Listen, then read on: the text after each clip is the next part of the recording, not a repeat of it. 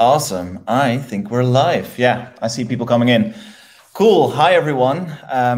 We'll just get started as more people join in. Thank you for tuning into our fourth webinar of the year, or actually maybe fifth, probably, which I think is a truly exciting one. And also judging by the feedback that I've seen from everyone on LinkedIn or just replying to the invite to the webinar, I feel like you guys are with me on that, so that's pretty cool.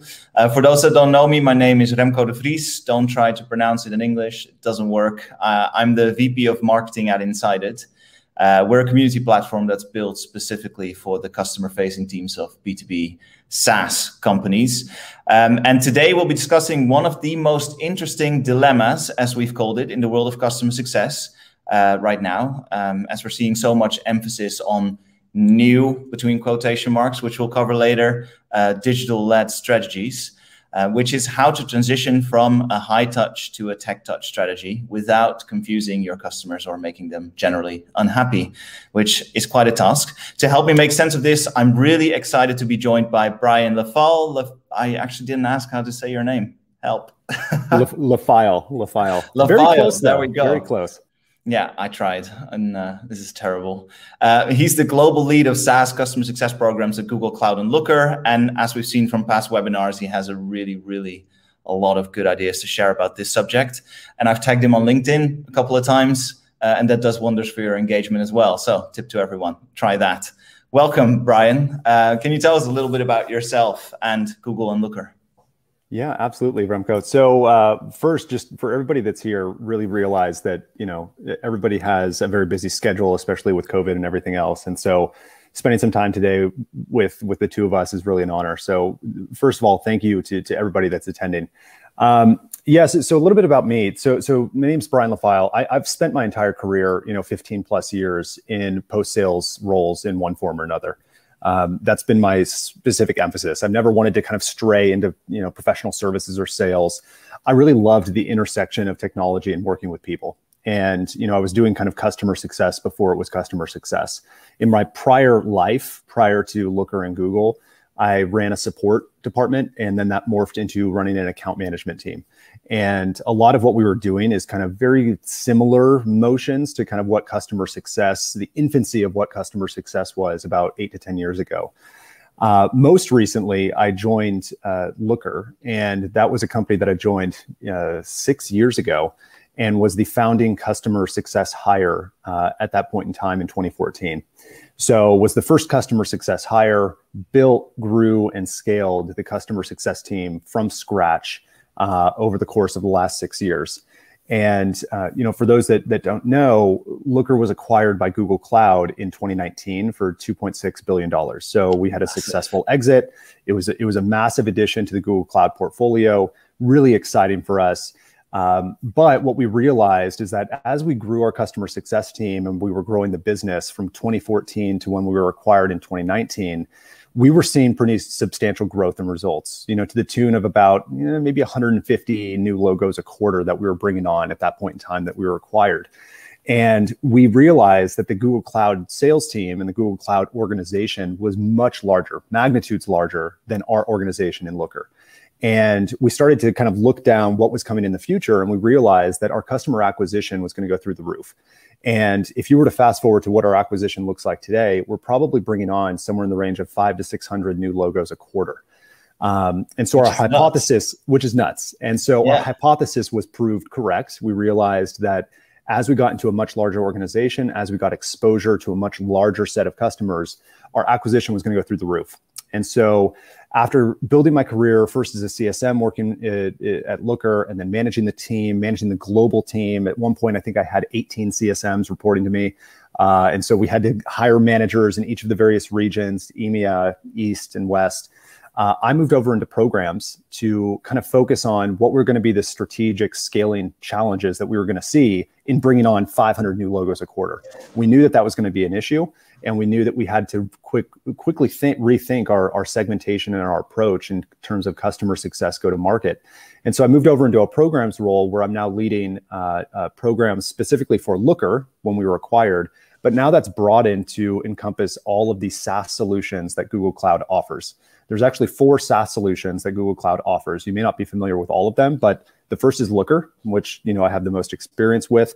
The second is Apogee, which is an app modernization platform. The third is Chronicle, which is a security SaaS-based product. And the fourth is Workspace. And that's inclusive of Gmail and Meet and Docs and Drive and all that stuff. And so focusing in programs to help scale customer success in those products, that's the emphasis that I'm working on today. And happy to share whatever learnings I can with the audience. Awesome. It sounds like quite a journey so far already, and it's probably not done, which is fine. So thanks for sharing. It's really, really awesome that you're here. I want to really briefly do a little bit of housekeeping before we start. So obviously we have prepared some things to talk about, but if anyone from the audience at some point feels like there's a better question to be asked or something that you really need to know, feel free to add it to the Q&A section. I will keep an eye out on that section and actually try and fit those questions in wherever I can. And if we don't answer those questions, I'll also make sure that they will be answered after the webinar. So don't fret about that. And finally, also, I already saw some questions in the chat. Yes, the webinar is recorded, so no need to go crazy on the notes. You don't have to keep up. You can always watch it again. That's it. Are you ready? Let's do it. Let's do it. Awesome. So to kick things off, we, I think 2 weeks ago, attempted our own definition of digital customer success or tech touch customer success, or however we want to define it. And it reads as this: digital customer success is a data-driven methodology for creating value for customers at scale by using purpose-built tools that facilitate a personalized customer experience, regardless of segment or lifecycle stage. I'm super biased, obviously, but I think it's decent. However, also quite complicated. So how would you define tech touch strategy or a digital-led strategy in your own words? Yeah, Remco. So first, I like the definition. It's a bit complicated and long in my mind. I would simplify it just a bit. And the way that we think about it is, digital customer success is personalizing user journeys at scale. That's it. Now, that might be simple and brief and short, but there's a lot packed in there. Personalize. That means that you are providing lots of different channels and offerings to many different types of users. And that's the second piece. You're focusing on the user, not the account. And I think often in customer success, we tend to have this bias towards, I'm going to focus on Uber, the account. We need to kind of flip that motion on its head a little bit. And in digital, you're really focusing on the user at the center, providing the users the opportunity to learn at scale or, actually drive behaviors in the product at scale. And instead, you're not just doing a QBR with your 1 or 2 key contacts, but instead you're figuring out what are the different channels, how are they going to work together to provide a custom experience for the particular user. And that's how we think about it. And so, when we think about kind of digital success, it is kind of personalizing those journeys for everybody. It's not just, customers in your tech touch segment, although that's the primary recipient, but you're personalizing the journeys for everybody. And so for us, the kind of digital success motion goes out to every segment. It doesn't matter if you're in enterprise, SMB, mid-market, doesn't matter. We're trying to personalize the user journeys. And that's what we focus on. Yeah, it's a lot easier one, actually. So write that down, people. I think that's probably a good way to define it. As you may have seen, as I was preparing for this conversation, I asked for some questions on LinkedIn or thoughts that people wanted me to basically have in this conversation or ask you. And the input I got actually made me change the flow of the conversation that we originally prepared a little. So what I would like to do now is actually start with the transition from high to tech touch, part of the conversation itself, and especially also communication around how you actually do that in communication with your customers, and then move on to how you're doing this at Looker to give it more of like a practical experience, if that's okay. Absolutely. So from your perspective, kind of setting the stage, question 1, why would you ever, from a business perspective, want to transition someone from a high touch sort of CSM driven approach to a tech touch or more digital led approach? That's question 1. And then question 2 is, how do you know it's time to actually make such a change for a certain account or maybe even just your customer success team? I'm going to start by answering and saying, if you're not thinking about digital success right now, you probably should be. There are certain types of companies that are already thinking about it. And by the nature of how they go to market, I think about the product-led growth model in which there's some sort of freemium to premium type experience. They already have to be thinking this way. And they're forced by the nature of just their go-to-market. But a little bit of context before kind of I answer. The way that most SaaS companies scale their customer success go-to-market is one of two ways. Either you hire more CSMs and you continue to scale out the number of CSM hires that you have, or if you don't have the headcount, you just pile on more accounts to your CSMs. And in either one of those scenarios, the first scenario in which you just continue to hire CSMs, it's expensive, right? And it doesn't scale efficiently. If you go with the second option, you're degrading your customer experience, because while a customer may have a named CSM, so to speak, right, there is going to be some level of segmentation that happens within a CSM's portfolio. It happens all the time. Even if you have a portfolio of 20 accounts, I guarantee your CSMs are going to be focusing on the top 10% of those customers, and the rest of the 90% are not getting anything or not much love. Right. No. And that's how most SaaS organizations have scaled their CS go to market. That's what's been kind of front and center for the majority of SaaS companies as they're growing their customer base. Well, we hire more heads or we add more accounts. We fell victim to this. We did this exact motion. And, we felt over time there was a more efficient way to deliver the kind of resources and content and learning that didn't just add more accounts to each of the CSMs and asked them to kind of, focus on a portfolio that was growing in size. And our CFO also came to us and said, we need to be more efficient in our hiring. And that really forced us to rethink, how do we add additional CSMs and put them on the accounts that are going to have the most impact, while simultaneously increasing the kind of customer experience that we're delivering to all customers. And that was a very interesting inflection point for us, because we realized we need to be more efficient with our CSM hiring. Okay, that's fine. We're going to put our CSMs on the largest, most complex Looker deals that are likely higher in ACV. It made sense to put our CSMs there where they can have the biggest impact. They're acting as strategic change management consultants. You could imagine if you're trying to roll out Looker, and for those that don't know Looker is a business intelligence platform. So you can imagine something like Tableau, if you're familiar with that, or Microsoft Power BI, very, very kind of similar to those types of BI platforms. But we are a very horizontal SaaS motion. What we mean by that is the entire company can use our product or service. It's not a vertical specific solution. If you look at something like a Twilio, for instance, it's targeting your API developers, right? It's a very specific and siloed. If I'm in marketing, I don't know what Twilio is, right? Or if I'm in sales, I don't know what Twilio is. But if I'm in something like Looker, the entire company, marketing analytics, sales analytics, the entire company could be using that. And in the larger companies that have 5,000 seats, 10,000 seats, 100,000 seats, it is a massive change management and adoption exercise that we needed to have our CSMs go and deliver against. But when the motion moves down market and you actually go to a customer that only has 50 seats, that's a more digital native, hypergrowth company, very easy to scale. It's much easier to get 50 people to adopt than it is 5,000 or 50,000 people to adopt. So we realized we needed to be more efficient with our CSMs and where we place them on accounts. And then what we also realized is there was starting to be more of this kind of defined motion that we were seeing for these customers that had lower seats. We knew what they needed to get going. And that's where, I can get into a moment with the whole behavior mapping exercise. But we realized there was kind of a rinse, wash, repeat motion for these customer accounts in terms of certain key behaviors that these customers needed to achieve in order for them to be successful with the product. And we realized, could that not be delivered digitally?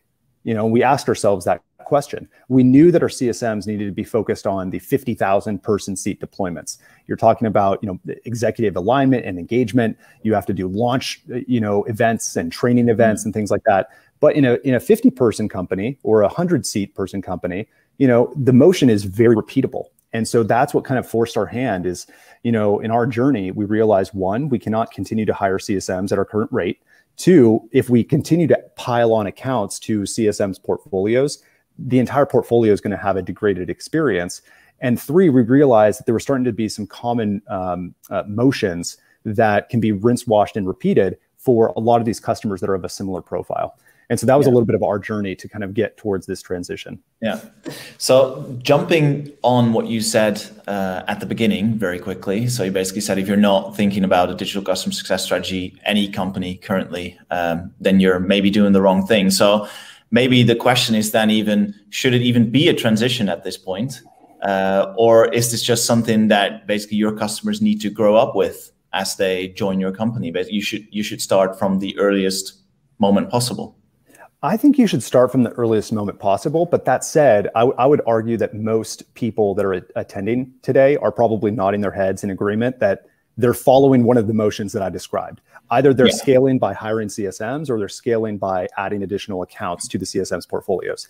So there is going to be some sort of transition that needs to take place for the majority of companies out there. Very few companies are actually out there where they're able to start fresh from scratch. They're at seed round with 10 customers and they're able to build this from day one. Like I said, there are some companies that are product-led growth driven, and they have to, by nature of their go-to-market, they have to be thinking about this. But there's going to be a transition for the majority of companies out there. We went through it, and I can kind of describe a little bit of like our lessons learned, but I think it's something that you should start thinking about. And, you know, for our background and kind of how we went about this, I think I want to answer it by putting an emphasis on the people and the teams that are in place. When you start to think about managing customers at scale or in mass, you need to have the proper team structure and personas in place. And so I'll talk a little bit about that. The second thing is it needs to be something that is more of a gradient transition as opposed to a black and white transition, where, you know, hey, you know, all of a sudden on July 1st, start of Q3, we're going to move 500 accounts over into this pool, if you will. That I've not seen that work out well, but rather something that happens a little bit more iteratively. And then third, you really need to have a foundation on the tech stack in place in order for this to be successful. So let me come back to the 3 points. The first one is the people, right? In order for us to get to a point where we were able to support thousands of customers in mass, we need to make sure that there were the right kind of team structures in place. So let me describe kind of a little bit of how we think about that on the Looker side. We have a sales organization. I'm sure like many of the people on the call today, they are the people that are kind of assigned to a certain territory or set of accounts. They're focused on new logo acquisition, but also expansion of the licensing. Okay, so they're going to be tied to kind of the commercial aspects of the relationship. We also have a professional services team that does paid onboarding engagements. We realize that Looker is a complex business intelligence platform. It can be used across an entire organization. And we realize that there's some technical setup that needs to happen, right? So that's team number 2. The third team that is very, very important is a defined support organization, right? I find that if you just kind of transition all of these accounts over to scaled, and you have a couple of scaled or digital CSMs, and you do not have support, they will get pulled into support. And, you know, that's one of the things, those are the 3 supporting roles that allow the customer success team to focus on what they do best, which is driving education, learning, adoption, and evangelism, right? And so that's what our kind of scale digital CSMs focus on.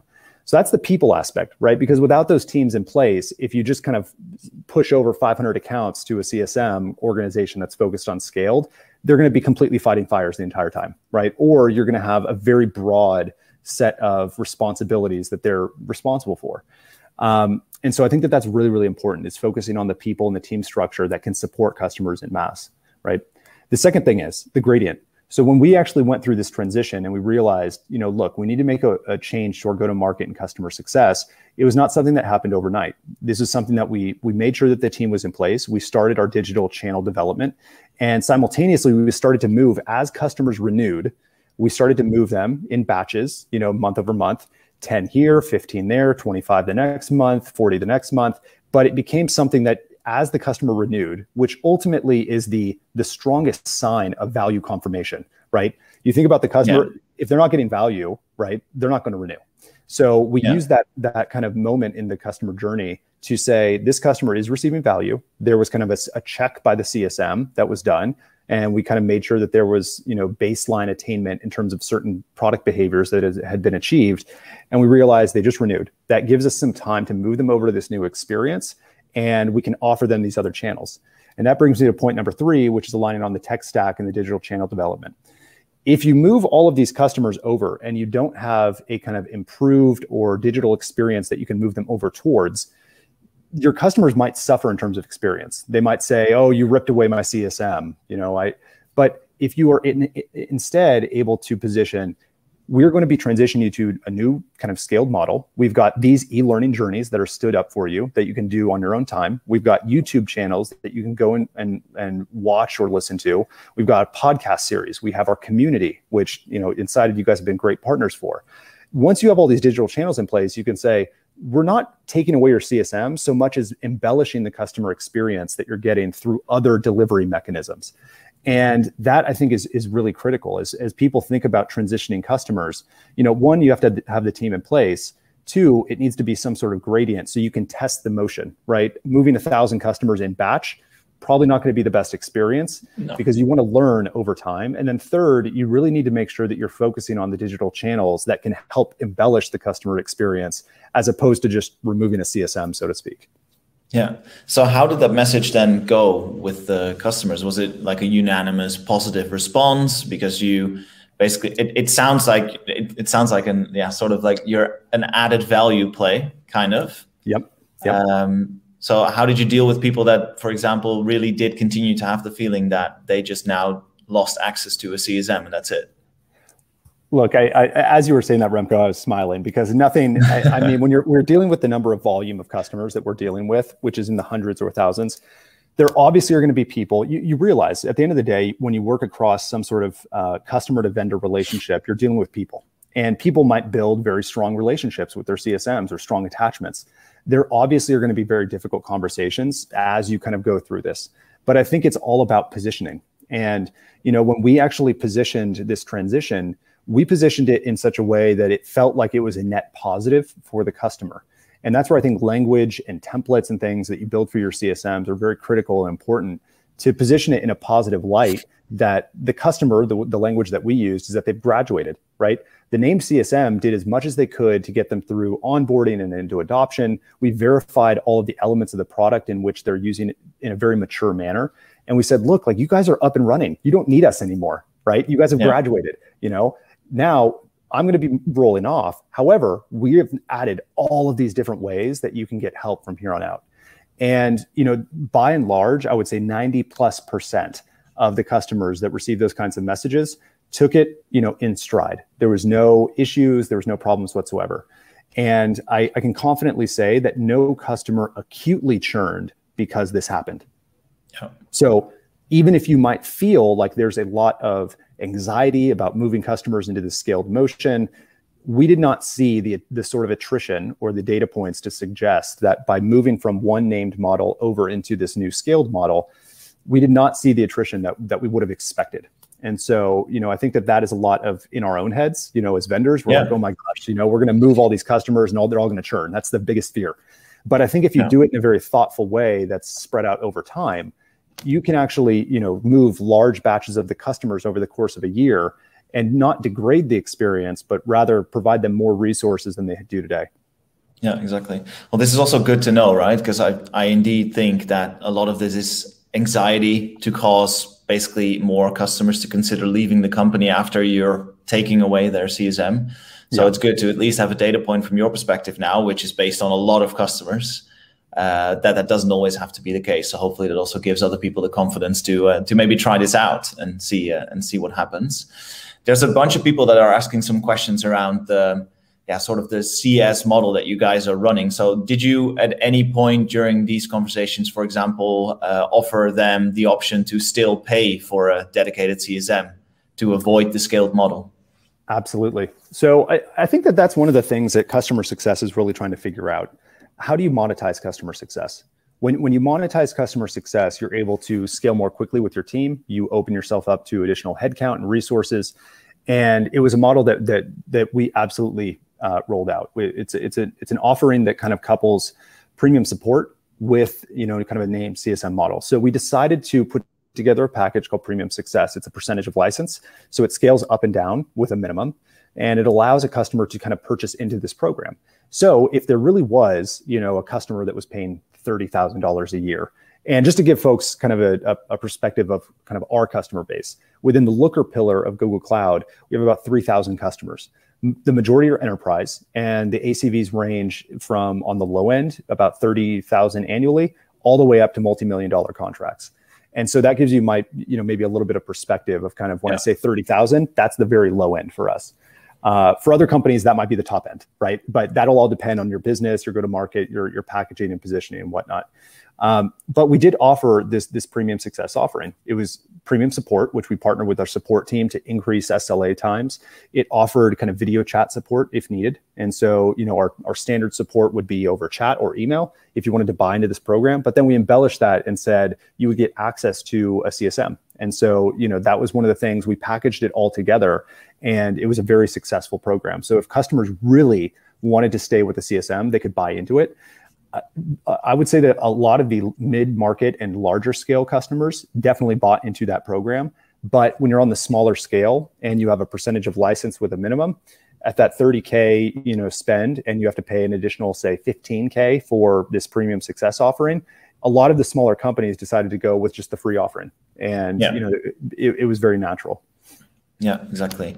So, and I think that's a nice bridge also to the journey, which is one of the other major sort of talking points when we're discussing a digital-led journey versus a high-touch CSM-led journey, maybe a journey that we all think is a little bit more normal, between quotation marks, I guess.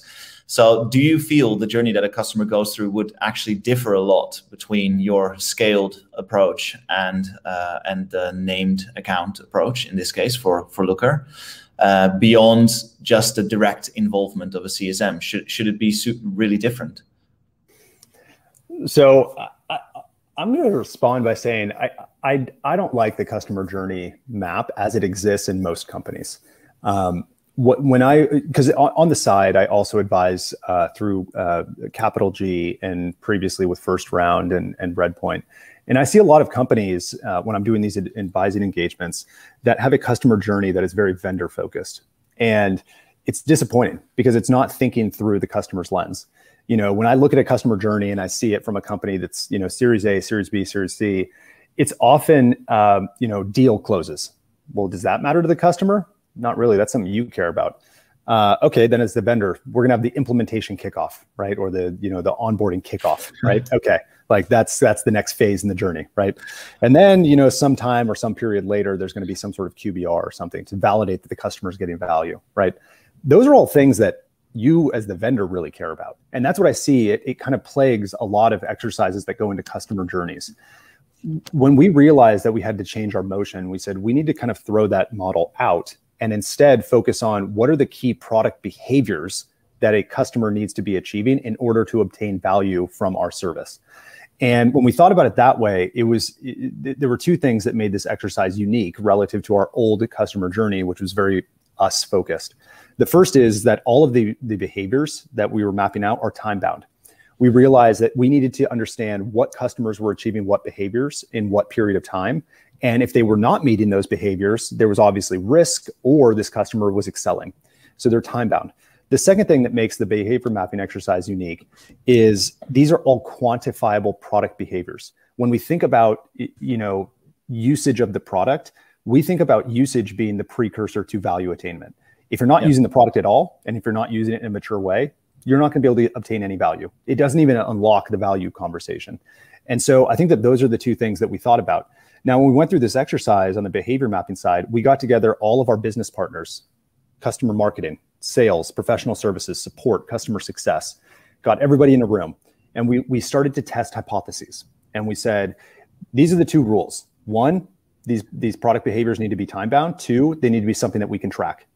And when we put that kind of exercise out to our field teams, they came back with a number of different hypotheses. And they said, for us as a data product, the customer needs to connect their database in the first 30 days. And we said, yeah, that kind of makes sense. But this is a bunch of hypotheses. We had no data to back it up at this point. We then moved on and said, at maybe 30 days in, they should probably be at about 10% license utilization. That's another hypothesis.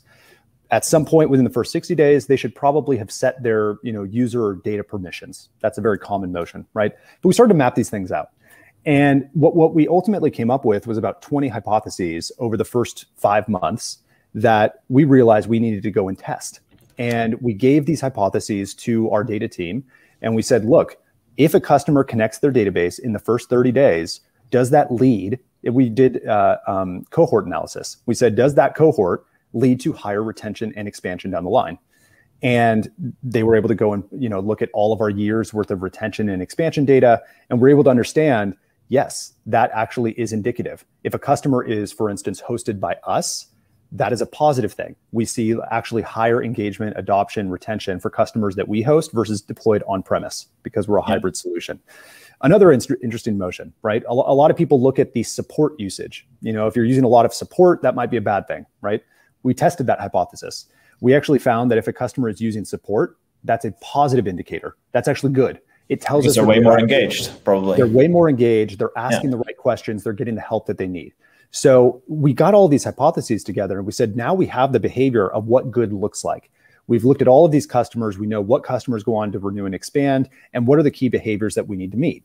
And from there, that gave us our roadmap, because now we're saying, okay, if we have our roadmap and we know what behaviors need to be met by when, we can start to develop the digital channels, webinars, email communication, in-app guides that will drive those behaviors. And that's where, the big focus for us was over the last 12 to 18 months was, how do we get the right behaviors? And we do that in partnership with our data team. But then secondarily, how do we actually make sure that we're developing channels, digital channels, that can influence those behaviors to drive action on the customer side? Yeah. And that's how we went about that kind of approach for really understanding what are the behaviors, what does the map look like, and how do we build digital channels to influence those behaviors? Massive information there. That's awesome. Thanks. And I think this is also a question from, I don't remember who asked the question, but I saw the question pop by, is who then actually is responsible for building those materials that you require, either in your scaled approach or in just your named CS approach to drive those behaviors? Yeah, it's going to look a little bit different for every company, right? And I think it all depends on your resourcing. But I think that there's kind of three players that need to play a role. Now, this could be a single person in a smaller organization. It could be, a set of teams.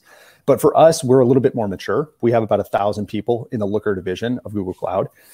The partnership that came up with the kind of channel development was a partnership between customer success. So myself as one of the ambassadors on the team, customer marketing, which we have an incredible customer marketing team within Looker, and product. And we realized, if there were some sort of things that need to be built into the product, we were going to focus with them to develop in-app guides or things like that. But those were the three constituents. And we said, let's bring everybody together to really realize what are the behaviors that we need to map out? How are we going to influence the behaviors via what channel? And if it required, let's say, email communications. All right, email communication is not my strong suit. I'm not a marketer, but I partnered with our customer marketing team to develop the content, and we developed that in partnership together. The other group that I have not mentioned is just the data team, because again, as you release more digital channels, you are going to get more data coming back about what's effective and impactful in those digital channels. And so as we released new digital channels, say our webinar strategy, well, now we're getting all sorts of data points around webinar attendance and engagement rate and follow-ups and who's engaging with the community afterwards. That also needs to be listened to. And that's, I think, one of the benefits of leveraging digital channels at scale is the data that comes back, right? If you have some sort of set of email campaigns that are going out, are you listening to what the open rate and engagement rate is on those emails so that you can understand what language is resonating with your users? And how can you do more of that versus, say, some sort of blanket message that you never look at again? So, as you kind of get more signals coming back from your digital channels, you really need to be analyzing them to see what is impactful for your customer base. Yeah. And what if an account that you've now moved to your scaled segment then never replies to anything, doesn't open anything, doesn't do basically anything that you require them to do, barring just they did adopt, like they have some way or form of license utilization? Yep. How do you then deal with those? So that is where we actually have light touch CSMs. And so we have a scaled CS motion where we realize, ideally customers would be able to onboard, adopt, get to high levels of maturity with no human intervention whatsoever, right? That would be the ideal state. And for many customers, that proves to be true. It's actually quite interesting. When we made this shift, many of the customers that I mentioned that are smaller in license scope, they only have maybe 50 or 100 seats that they've purchased. They're digital natives, so they're used to cloud technologies, they're used to SaaS. Yeah. Often the people that roll them out are people that have used Looker previously, right? They've gone to a new startup and they're going to bring our solution in. So they have experience with us. Often those people don't want help, is what we found. They're the people that said, give me the docs links, give me the webinar, give me the videos, and I'm good to go. Like, don't get in my way kind of thing. Yeah. And that is a large number of the customer base. And many of them do move from maturity phase to maturity phase without intervention from the team. But I think your question stems around what happens if they don't. And maybe they're struggling, or we need to kind of nudge them along. That's where our kind of light touch customer success team comes in. Now, for all of the different behaviors, we kind of align those to a risk management framework. It's also something that I've developed, I've written about on my other blog, Customer Success Field Guide. You can go read about it there.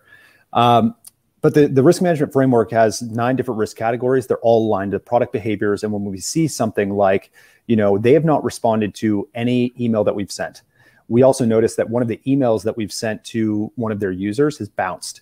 That might trigger a relationship risk. It triggers a set of accounts that goes to our light touch team for additional triage. And, we have an entire motion to say,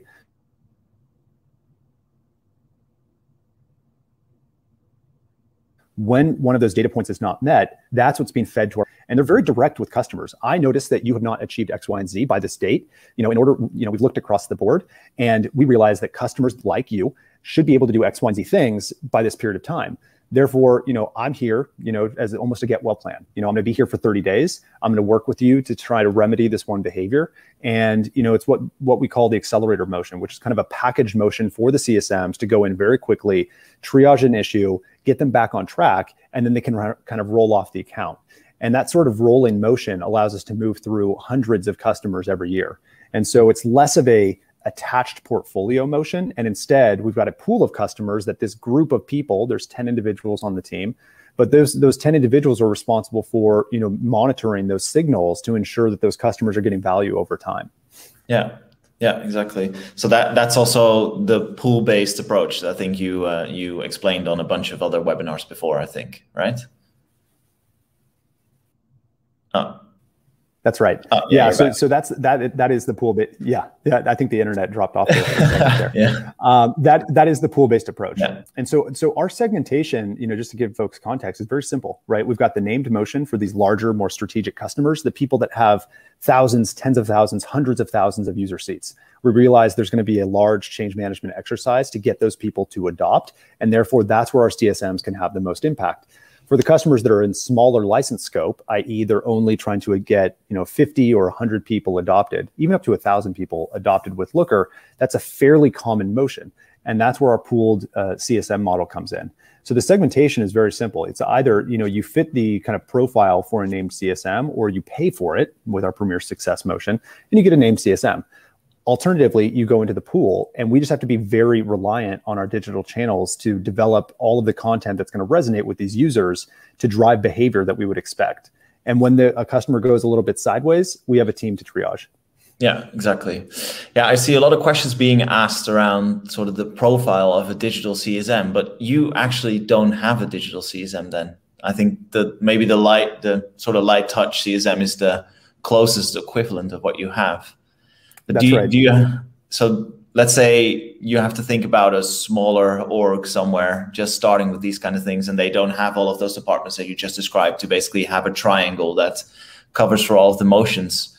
What would you say are the, 1, 2 most important skills for a digital CSM trying to build something like this? Yeah, to be perfectly frank, I'm not sure I enjoy the title of digital CSM. I think if you are asking a CSM to deliver marketing content and scalable campaigns and whatnot, you are getting in the way of their kind of customer-facing work. In my mind, I think that there should be a clear delineation between, am I developing things at scale in a program methodology, or am I working with customers? I think that should be very black and white. I think you start to muddy the waters if you ask somebody that's a single person, hey, you're going to be responsible for these 1,000 customers, and you have to develop the email content, and you have to develop the webinars. It starts to get to be a lot for one person.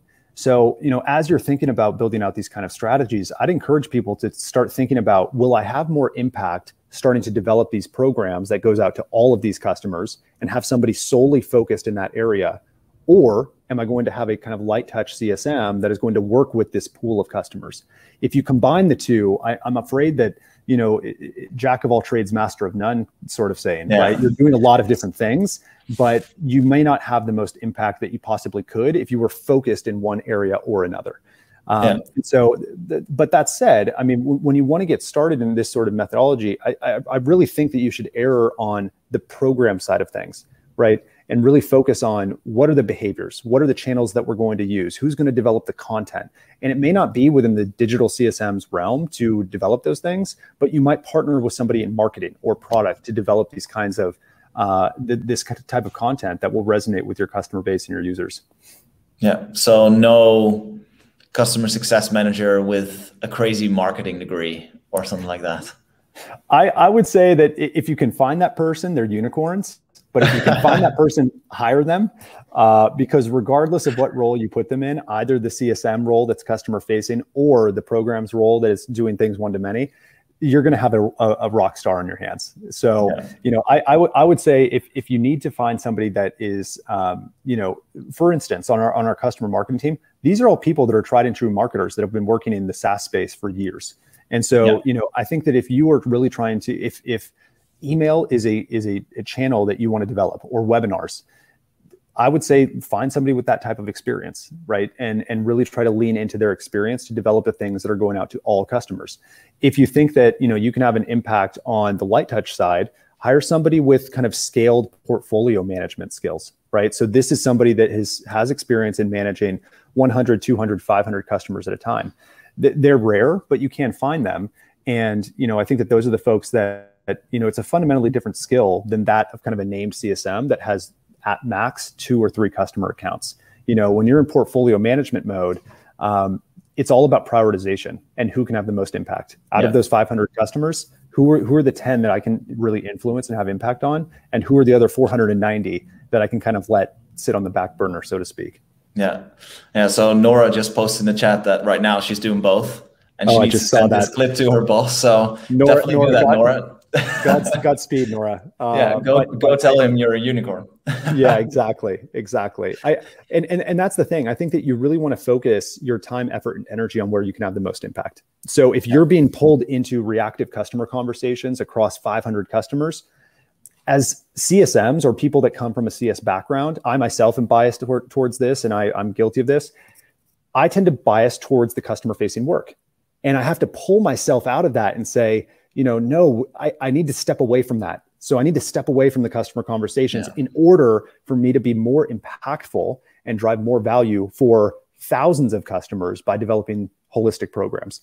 And it's very difficult for people that have a CS motion or background, because they're used to working with customers day to day. Yeah, it's always going to be like a first instinct or so, I guess. Yep. Hey, you just briefly touched upon channels. So maybe that's a good transition to go towards the channel side of things. So what would you say are the core channels behind this approach at Looker? Yeah, I think there are a couple of things that are tried and true that most companies rely on. And then there's things that are a little bit more innovative that we're focusing on. The tried and true work that we're doing around channels are things around email. Like, hate it or love it, email does tend to work. And in fact, being part of Google, you're able to access some of the research that they've done around email engagement rate and behaviors and things like that. And they operate at a scale that is crazy large. You can imagine all of the different YouTube users that they have to email, for instance. And so they've all got all these lessons and learnings. And the takeaway is email does work.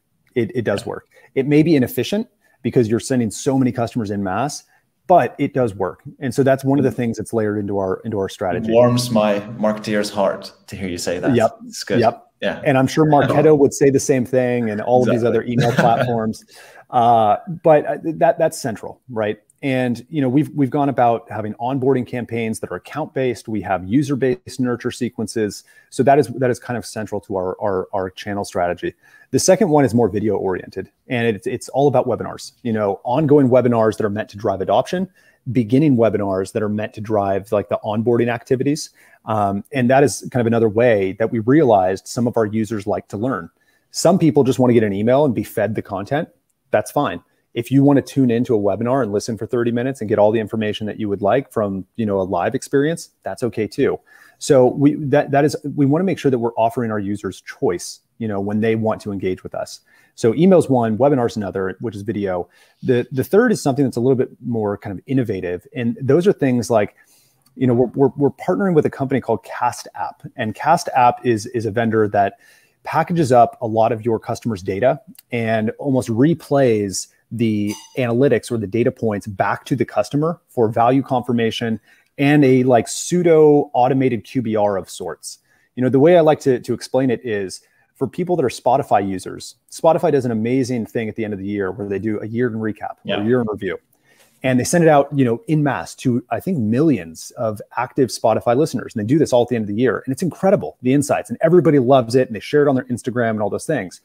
And that sort of consumer-based motion, we wanted to follow. And so we said, if we could get insights back to our key champions and our sponsors, a couple things might happen. One, for the customers that don't have CSMs, right, we might be able to kind of replicate the QBR type motion, right? If a CSM's on the account, they're reviewing a lot of these insights directly one-to-one. But with something like Cast App, you are able to send all of these insights out to all customers at scale, and it's an automated QBR of sorts. And there's two things that can happen from that. One, the users or the champions start to gamify it. They're like, ooh, I know I'm going to get this thing, and I want to move it to the next level, right? I see my adoptions here, but I want to get it to there. And you see this in every consumer app available. Fitbit, I've got my Fitbit on right here. Every week, I get a recap of all my insights, my steps, my energy, how much I've worked out. And so we really wanted to replicate that motion, and Cast is an innovator in the space. The second thing is, beyond the gamification, is when you actually get all of these insights out to customers, it can drive engagement. And so we really wanted to make sure that we were gamifying and driving engagement at scale for larger sets of customers. There are other things that we rely on in terms of digital channels. Insighted, I'm mentioning you guys, you are a key partner of our community strategy. We realize that we cannot have a one-to-one relationship with everybody, but yet we may not be the experts in a particular area. So if somebody wants to use Looker in the healthcare space, well, Looker is a BI company. We're not a healthcare company. So why don't we have spaces for community members to get together and discuss, hey, as a circles of success, which is what we call them, how are we going to bring groups of users together that are in a similar vertical or a similar department and allow them to share best practices? Because often what we see from our customers, it's very innovative stuff that they're doing. And we would have never thought of that, right? So like on the Looker side, we're like, oh, I didn't know that, Looker could be used for some sort of, healthcare dashboard that goes out to patients and doctors and whatnot. We had no idea. But it's really interesting to see when you give that freedom and flexibility to customers to share their own voice, they start to learn from one another. So community is another portion of that. There's some other things that we're working on that are behind the scenes I can't share quite yet. But these are things that we're all trying to work together comprehensively that put users at the center, and it offers them choice. If they want to learn via email, great. If they want to go to our docs links, they can do that too. We have a YouTube channel. We have the webinars. So all of these things are working comprehensively together. So no matter what users' learning preferences are, there is some sort of digital channel that will resonate with them. Yeah, exactly. I hope that also answers your question, Jeremy, about sort of simplifying the term channels. I think they should do. I also really love the part where you mentioned best practices and customers also sharing best practices, regardless on whether or not you do that through a community or something else. But I think especially for SaaS companies with products that can be used in more ways than just the one that's on the website, basically, I think it's always really interesting to get your customers, just get them together, get them to share ideas. And one of them is bound to have an idea and use your tool in a way that you've never thought of, which is just super valuable for you, but also for the rest of your customers. So I really love that. And Remco, one of the things I just wanted to dial in on is, Looker has an event that we host for our customer base once a year. And pre-COVID, it was done in person. And we took the notion of circles of success and we brought it in person. And so not only do we have a digital version that's online for, community members to meet with one another, but we actually got circles of success together at our, annual event. And it was really amazing because they've been talking back and forth, and they got to meet face to face, and they were sharing stories and examples, but we grouped people at our annual user conference. And it's a really unique way where you can start to bring people together around a certain theme.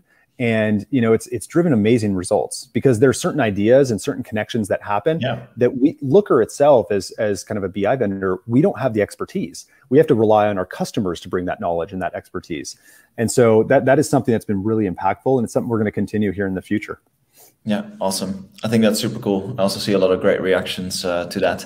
I just want to really quickly segue into something else and also be mindful of time because there is an insane amount of questions submitted. So I also want to be sure that we have time to cover at least a bunch of them. So I think 2 months ago or so, hosted a podcast with Adam Joseph from Gainsight and Steve Sanchez from Gong, which explored the notion of quality conversations. And what we meant with that was that it's basically sharing thoughts on the difference between just reaching out to a customer because you're ticking a box, or basically because your journey or journey map or whatever you didn't like about journeys says you need to, or just because this is the next best action that you get from your CS system. Versus actually reaching out to a customer when you need to. So when you have an indication that there is a need or a relationship risk, as you explored previously. So when you build this whole scaled strategy, a part of it is probably going to be automated. And how do you make sure that you don't automate too much, that you stay on top of this is what the customer wants, this is what they need, and I'm not just creating touch points here because I basically built them in my CRM system and they're going to happen automatically. That's where I think the light touch team can be really impactful. Our light touch team is focused on having, a set of concurrent engagements. As I mentioned, it could be as small as 1 week or as much as 30 days. And it's all meant to deliver some sort of specified outcome. And that's what we call like an accelerator. So for instance, if we know a customer is in their first month and they have yet to connect their database, there's a deck that we can set up with the customer. It's customized for them, and we can have the light touch CSM run through that with the customer. But that's one of the motions. But I think that they kind of channeled their time in 3 different ways. The first is those customers that are at risk. That's the easiest bucket, right? Of all the customers you've got, in our scaled segment, out of our 3,000 customers, about 2,800 of them are in the pool. Then the top 200 are with CSM. So that gives you a sense of scale. So then you have to ask yourself, okay, you've got 2,800 customers. Where do I focus my time? I've got 2,800 customers. Well, the first category is risk. And we want to make sure that the customers that are struggling to even get to the adoption level baselines, we're focusing on them. On the other end of the spectrum, we realize that there's a set of customers that are adopting even more quickly than our benchmarks suggest. Those are the perfect people for our light touch CSMs to engage with for evangelism and really helping them tell their story. So that's the second bucket. But then often there's a set of customers that are right in the middle, right? They're not quite at risk, and they're not very, successful in adopting quickly over time. And we try to have our CSMs, our light touch CSMs, have a portfolio. If they've got about 20 or so concurrent engagements, about 7 to 8 of them are in that, high growth, very successful bucket. 7 to 8 of them are in the middle bucket, which is, hey, we're going to identify some customers that are an interesting logo, or somebody that's just kind of, they're doing okay, but they're not doing great. And we want to make sure that they get some attention and love. And then the ones that are at risk. And so that's how we make sure that we're trying to fight, customers that are just, kind of passing through and it's all automated. We want to make sure that, a light touch human approach works for every one of those customers. If they're super high growth and very successful, if they're right in the middle, or if they're at risk.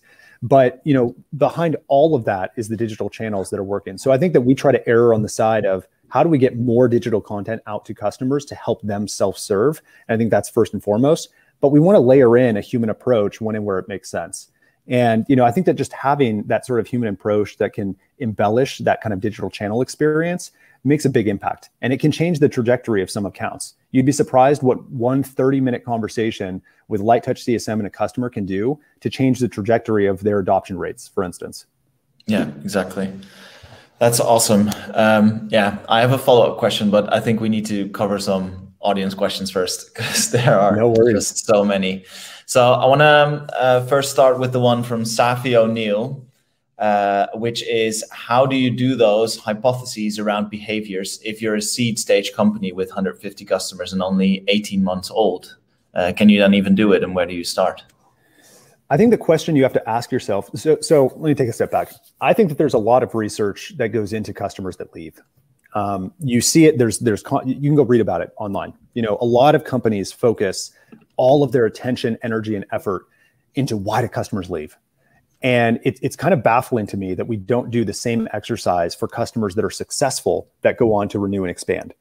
And, you know, I think that if you apply the same level of methodology and approach, and usually got like churn types and risk types and entire taxonomy to classify why customers leave, take that same bandwidth, that same time, that same energy, and apply it to really thoroughly understanding why are customers successful.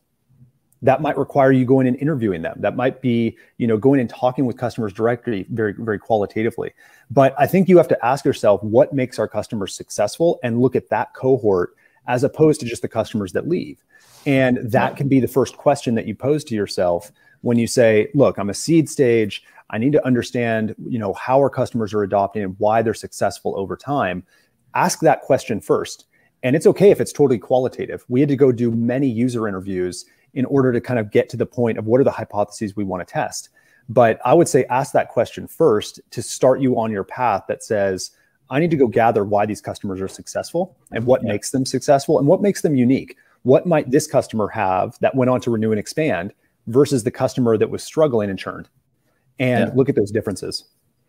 Yeah, I agree. I would also say that you can just always start doing these things. I mean, it's nice to have the data that can just turn any result into a significant result, or at least scientifically significant result. But if you don't have that data yet, then at least you can go with what you have. Right. And then that's probably your best I don't bet. want to discount it either. I mean, qualitative data is data. I mean, it's a different type of data. But if you were to go out and interview, say, you know, if you're a seed stage company, get your CEO to get on 50 Zoom calls in the next quarter and ask them, you know, why are you successful with our product? What value are you getting? What do you think was unique that led you to get really a lot of value from our product or service? And after you start to have these common conversations, you can start to see the themes. And, you know, that in and of itself is very valuable data. And when we got our hypotheses, we backed it up with both usage data, the information that we went and we asked our data team to go crunch the numbers, but then we also looked at the conversations that CSMs were having with customers directly. So balancing qualitative and quantitative data is very valuable. Yeah, and can be done at any time. Exactly. Awesome. A few people asked, have you ever considered segmenting by industry vertical or just industries in general?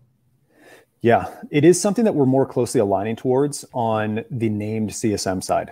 We realize that, you know, on the named CSM with a portfolio, you can drive a lot of value if you work in the government space, for instance. If you only work with government customers, you realize what types of certifications you might need, or the permits you might need, or, you know, the badges you're going to require in order to work with government agencies, for instance. When it gets down to the scaled segment, we needed to have something that was highly scalable. So if we only have 10 individuals that are on the light touch team, we needed them to be, you know, able to drop into accounts in a very common motion. And so we haven't done segmentation on the vertical in the vertical area quite yet, but on the named side, that is something we're absolutely doing. Yeah, exactly. Awesome. Then there are a whole lot of questions from Elizabeth Corland, totally unexpected. Hi, Elizabeth. Good to see you. Let me see. What do you do? What do you do? Or what do you say, actually? Sorry, not what do you do? What do you say to customers when you need to move them to SMB customers? Basically, how do you formulate that? Is it, sorry, you just don't pay enough? I would never encourage anybody to say anything like that. So I think my response would be this is where I think positioning in a positive light drives the most impact. And, you know, do not say, or just take it off the table. Do not ever say you don't pay enough. So just take that off the table. But instead, if you position it as you have gotten and you've achieved this amount of value and success over the last year, and we're very proud of the partnership that we have together, you know, we're excited to kind of graduate you on this next phase of your journey with us. And it's a very slight tweak, because in what I just said, it's the opposite of you don't pay enough and you're going to go to scaled, right? But instead, if you can say something that is more, hey, this is what we've accomplished and this is the value that you're receiving and this is the adoption rates and we see that you're green across the board, like you show all signs of being successful from right now and into the future. And so we're going to graduate you to this new program. You're going to have access to all of these new resources.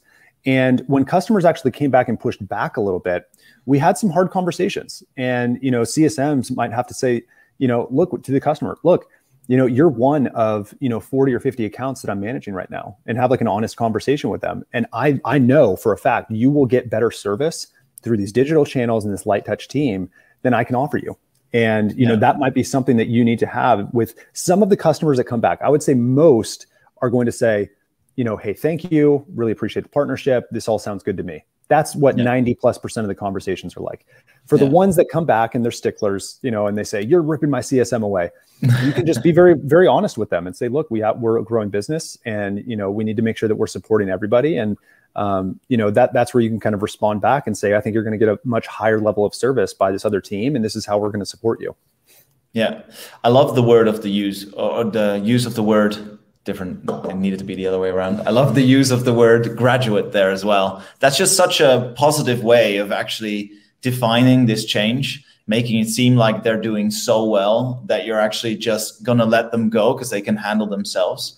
I think that's really brilliant. If you take anything from this conversation, then definitely also take that, because a large part of the entire conversation around Tech Touch is focused on the ACVs of customers.